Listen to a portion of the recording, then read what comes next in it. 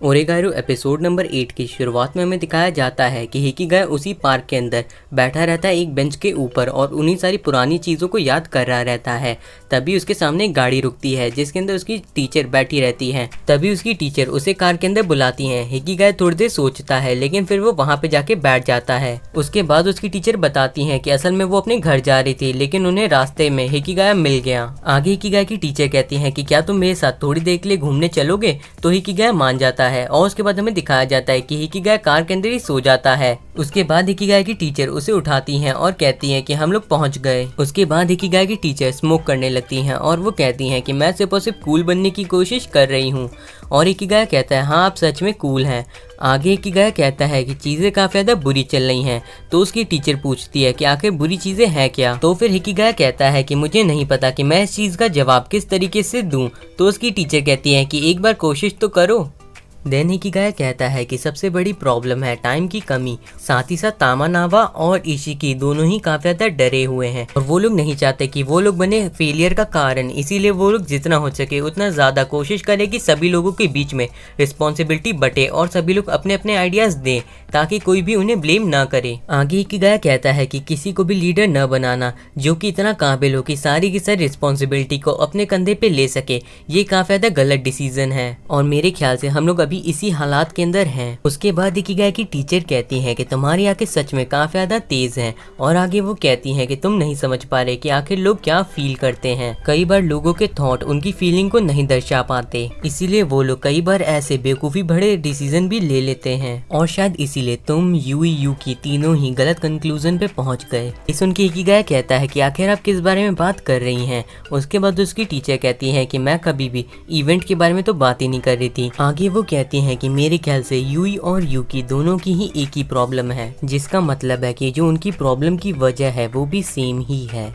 और मेरे ख्याल से तुम्हें इस बारे में और भी ज्यादा सोचना चाहिए। सिर्फ और सिर्फ चीजों को कैलकुलेट करने से तुम्हारा काम नहीं बनने वाला और मेरे ख्याल से तुम्हें सबसे पहले सारे के सारे पॉसिबल सोल्यूशंस को एक साथ लाना होगा और फिर उनमें से धीमे धीमे करके एक एक को एलिमिनेट करते जाना होगा और जो कि आखिरी में बचेगा वही रहेगा तुम्हारा जवाब। लेकिन हिकिगाया कहता है कि मुझे नहीं लगता इससे मुझे कोई भी हेल्प मिलने वाली है। लेकिन उसकी टीचर कहती हैं कि हो सकता है कि तुम किसी चीज़ को मिस कैलकुलेट कर रहे हो या फिर तुमने किसी चीज़ के ऊपर ध्यान न दिया हो, तुम्हें एक बार फिर से शुरुआत करनी चाहिए। आगे वो कहती हैं कि अगर फीलिंग को इसी तरीके से प्रोसेस किया जा सकता तो अभी तक नकली फीलिंग भी बन चुकी रहती और जो आखिरी बचा हुआ आंसर रहेगा तुम उसे कभी भी कैलकुलेट नहीं कर सकते क्योंकि वो जवाब रहेगा ह्यूमन इमोशंस। उसके बाद वो कहती हैं कि मुझे लगता है कि मैंने भी चीजों को मिस कैलकुलेट किया था जिसके कारण मैं अभी तक शादी नहीं कर पाई। लेकिन हिकिगाया कहता है कि मेरे ख्याल से जो लोग हैं उनकी पसंद ही काफी ज्यादा खराब है। ये सुन के उसकी टीचर काफी ज्यादा खुश हो जाती हैं। उसके बाद उसकी टीचर कहती हैं कि जो कुछ भी हो और फिर वो कहने लगती हैं कि तुम जब भी किसी चीज के बारे में सोचो तो पूरा ध्यान देना कि तुम्हारा जो फोकस है वो हर वक्त सबसे ज्यादा जरूरी बात के ऊपर ही हो। जैसे कि तुमने इशिकी की रिक्वेस्ट को वॉलंटियर क्लब की जगह खुद के ऊपर ही ले लिया। आखिर तुमने ऐसा क्यों किया? तुमने क्या इस बारे में सोचा? असल में ये सब कुछ तुमने वॉलंटियर क्लब के लिए किया था। इन सभी चीजों के बारे में मुझे यूकी ने बताया था और वो जिस तरीके से बिहेव कर रही थी उसे देख के मैं बता सकती हूँ कि उसे कैसा महसूस हो रहा था और वैसा ही बिल्कुल तुम्हारे साथ भी है। आगे उसकी टीचर कहती है कि अगर तुम दोनों ही एक ही चीज को रियलाइज कर लो क्योंकि उसके बाद तुम्हें लोगों को हर्ट ना करने के लिए उन्हें अपने आप से दूर करने की कोई भी जरूरत नहीं है। ये सारी बातें सुन के हिकिगाया कहता है हाँ मेरे ख्याल से भी ये सही है। लेकिन तभी उसकी टीचर कहती है कि मेरे ख्याल से तुम्हें अभी इस बारे में नहीं सोचना चाहिए। तुम्हें ये सोचना चाहिए कि आखिर तुम उन्हें हर्ट क्यों नहीं करना चाहते और इस चीज का जवाब है तुम उन्हें हर्ट इसलिए नहीं करना चाहते क्योंकि तुम उनकी केयर करते हो। वैसे किसी को हर्ट ना करना ये इम्पॉसिबल है क्योंकि यहाँ तक कि हमारी एग्जिस्टेंस से भी लोगों को प्रॉब्लम होती है। लेकिन अगर वहीं पे कोई ऐसा हो जिसके बारे में तुम केयर नहीं करते तो तुम कभी नोटिस भी नहीं करोगे कि तुमने उसे हर्ट किया है और इसी का मतलब होता है लोगों को अपने करीब रखना। इसका मतलब होता है कि तुम तैयार हो उन लोगों को हर्ट करने के लिए। फिर हिकिगाया की टीचर उसके बगल में चली जाती है और उसके बाद वो कहती है कि तुम उन्हें हर्ट करने के लिए इसलिए तैयार मारो क्योंकि तुम उन्हें अपने करीब रखना चाहते हो। आगे वो कहती हैं कि ये सुनने में काफी ज्यादा अजीब सा लग रहा है। हिकिगाया कहता है हाँ ये सच में काफी ज्यादा अजीब है। देन हिकिगाया कहता है कि आप कुछ ज्यादा ही समझा रही हैं। आगे हिकिगाया की टीचर कहती है कि ऐसा नहीं है कि सिर्फ और सिर्फ तुम्हें ही बदलना होगा, हो सकता है कि यूकी भी बदल जाए या फिर ऐसा हो सकता है कि कोई उस तक अच्छी तरीके से पहुंच जाए। उसके बाद वो कहती हैं कि मुझे पक्का पता है कि तुम लोग यही सोचते हो कि अभी जो प्रेजेंट है वही सब कुछ है, लेकिन ऐसा नहीं है। हम लोगों को हर चीज को अच्छी तरीके से बैलेंस करके रखना होता है क्योंकि इसी तरीके से दुनिया चलती है। देन वो हिकिगाया के कंधे के ऊपर हाथ रखती हैं और उसके बाद वो कहती हैं लेकिन कुछ ऐसी भी चीजें होती हैं जिन्हें तुम अभी ही सिर्फ और सिर्फ कर सकते हो, जैसे सोचना, तड़पना और साथ ही साथ स्ट्रगल करना। और अगर तुम इन सारी चीजों से नहीं गुजरे हो तो इसका मतलब है कि वो सारी की सारी चीजें सच नहीं है। अपने टीचर की इन सारी बातों का काफी ज्यादा असर पड़ता है हिकिगाया के ऊपर और उसके बाद वो कहता है इससे कोई भी फर्क नहीं पड़ता, आप किसी चीज को जेन्युइन नहीं कह सकते हैं अगर आपको उसके लिए सफर करना पड़ता है। ये सुनकर उसकी टीचर कहती है कि तुम जल्दी किसी चीज को नहीं मानते हो। इन सभी चीजों के बाद उसकी टीचर वहाँ से चली जाती है और हिकिगाया के ऊपर चांद की रोशनी पड़ने लगती है। अगले सीन में हमें दिखाया जाता है कि हिकिगाया अपने सोफे के ऊपर लेटा रहता है और वो सोच रहा रहता है कि अभी सबसे ज्यादा जो बड़ी प्रॉब्लम है वो है कम टाइम का होना।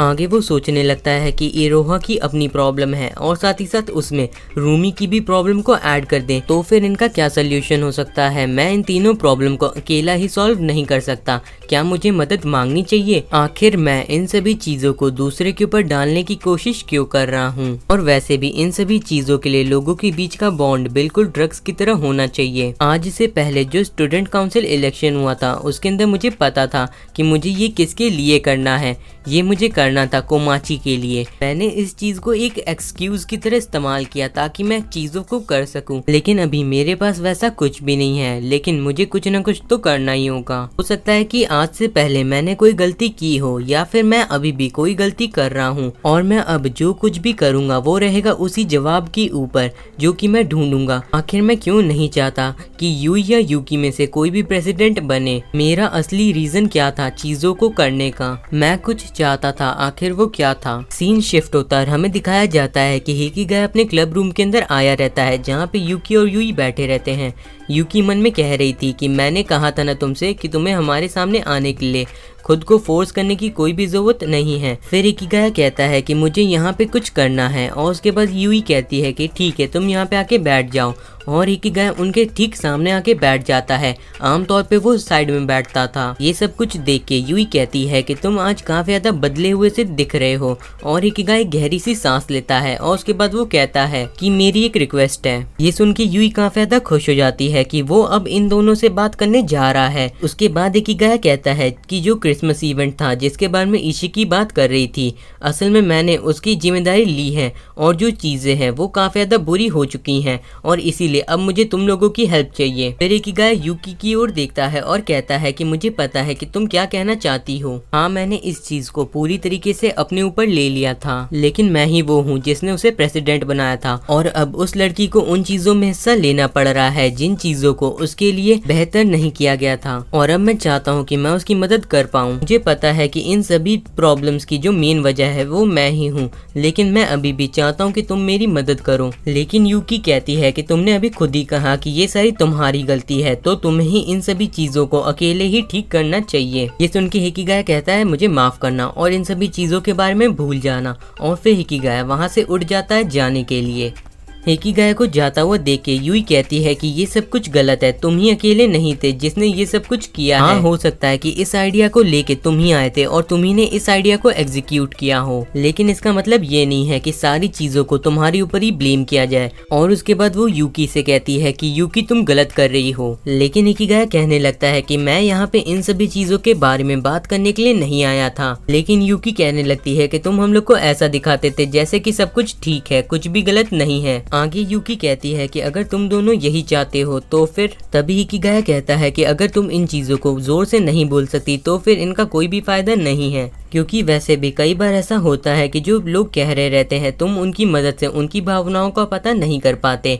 ये सुन के यूई रोने लगती है। जैसे कि मेरी पुरानी आदत है लोगों की कही गई बातों के बीच में दो लाइन ढूंढना और उनके बीच में पढ़ना, ये सोच के कि उनके अलग मोटिव है या फिर उनके अलग सेल्फिश रीजंस हैं। ये सारी बातें सुन के यूई कहती है कि हो सकता है कि लोग तुम्हारे सामने बिल्कुल सीधे बनते हों, लेकिन हिकिगाया कहता है कि ये वजह नहीं है। सिर्फ और सिर्फ जोर से या फिर चिल्ला के कहना काफी नहीं है। कुछ कह के किसी को खुश कर देने से तुम हमेशा किसी भी हिकिगाया इतना बोला ही रहता है, लेकिन तभी यूकी कहती है कि तुम कहना चाहते हो कि तुम असल में वो नहीं बोल रहे हो जो कि मैं सुनना चाहती हूँ। अगर तुम वो सब नहीं बोलोगे तो तुम कभी भी यहाँ से आगे नहीं बढ़ पाओगे। तभी यूई रोते रोते कहने लगती हैं कि दूसरों से ये एक्सपेक्ट करना कि वो आपके दिमाग को पढ़ लेंगे, ये एक पूरी तरीके से इल्यूजन है। हिकिगाया इन सारी चीजों को सुन के कुछ कहने की कोशिश कर रहा रहता है और उसका चेहरा काफी ज्यादा अजीब सा लग रहा रहता है। फिर वो कहता है कि मैं जो कुछ भी कह रहा हूँ मेरे शब्द बिल्कुल भी खोखले नहीं है। असल में यहाँ पे कुछ ऐसा था जो कि मैं हमेशा से पाना चाहता था, और वो म्यूचुअल अंडरस्टैंडिंग नहीं है।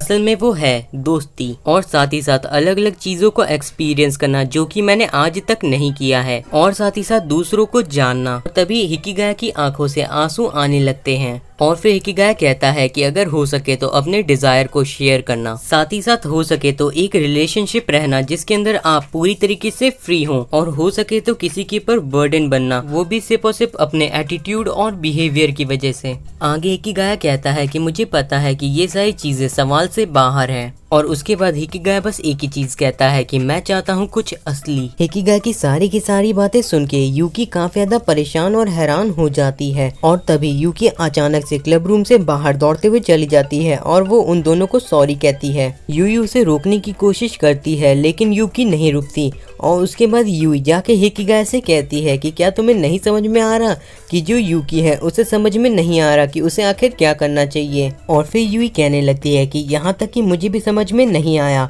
और फिर वो हिकिगाया से कहती है कि हम लोग चीजों को इस तरीके से खत्म नहीं होने दे सकते। आगे यूई कहती है अभी नहीं तो कभी नहीं। उसके बाद यूई कहती है कि हम लोगों को उसके पीछे जाना चाहिए, और उसके बाद हिकिगाया कहता है चलो ठीक है चलते हैं। लेकिन हिकिगाया जैसे ही क्लब रूम का दरवाजा खोलता है वो देखता है कि इरोहा वहाँ पे खड़ी है। इरोहा कहती है कि वो यहाँ पे कुछ काम से आई थी, लेकिन यूई कहती है कि अभी नहीं, हम लोग को अभी कुछ काम है। और उसके बाद वो कहती है कि हम लोग वैसे भी आज छुट्टी पे हैं, और उसके बाद वो वहाँ से चली जाती है। हिकिगाया भी जाने की कोशिश करता है लेकिन इरोहा उसे रोकती है, और फिर वो बताती है कि असल में जो यूकी है वो गई है ऊपर सीढ़ियों से। फिर हिकिगाया भी इरोहा को थैंक यू कह के चला जाता है। देन हमें दिखाया जाता है कि यूकी खड़ी रहती है बालकनी के अंदर, और तभी वहाँ पे यूई और हिकिगाया आ जाते हैं। फिर यूई यूकी के कंधे के ऊपर हाथ रखती है और कहती है कि अब सब कुछ ठीक है। यूई कहती है कि सच में उसे भी कुछ भी समझ में नहीं आया। आगे यूई कहती है कि अगर वो सभी मिलके एक दूसरे से बातें करें और इस चीज को समझने की कोशिश करें तो उन लोगों को ज्यादा अच्छी तरीके से चीजें समझ में आ जाएंगी। और फिर यूई कहती है कि अगर इतना भी काफी नहीं रहा तो फिर वो लोग अपने दिन को इसी चीज को ढूंढने में खर्च करेंगे। उसके बाद यूकी भी कह ही देती है कि सच में उसे भी कुछ भी समझ में नहीं आया, और उसके बाद यूई जोर जोर से रोने लगती है और कहने लगती है कि जिस तरीके से अभी चीजें हैं मैं उनसे नफरत करती हूँ। उसके बाद यूई यूकी से जाके चिपक जाती है, और उसके बाद यूकी कहने लगती है कि आखिर तुम क्यों रो रही हो। उसके बाद यूई थोड़ा सा शांत होती है और यूकी कहती है कि मैं तुम्हारी रिक्वेस्ट को एक्सेप्ट कर लेती हूँ। ये सुन के हिकिगाया उसे थैंक यू कहता है। इस एपिसोड को एक्सप्लेन करने में मैंने अपना 100% दिया है, इसीलिए प्लीज वीडियो को लाइक कर दीजिए और चैनल को सब्सक्राइब करना मत भूलिएगा। मैं मिलता हूँ आपसे एक और नई वीडियो के साथ।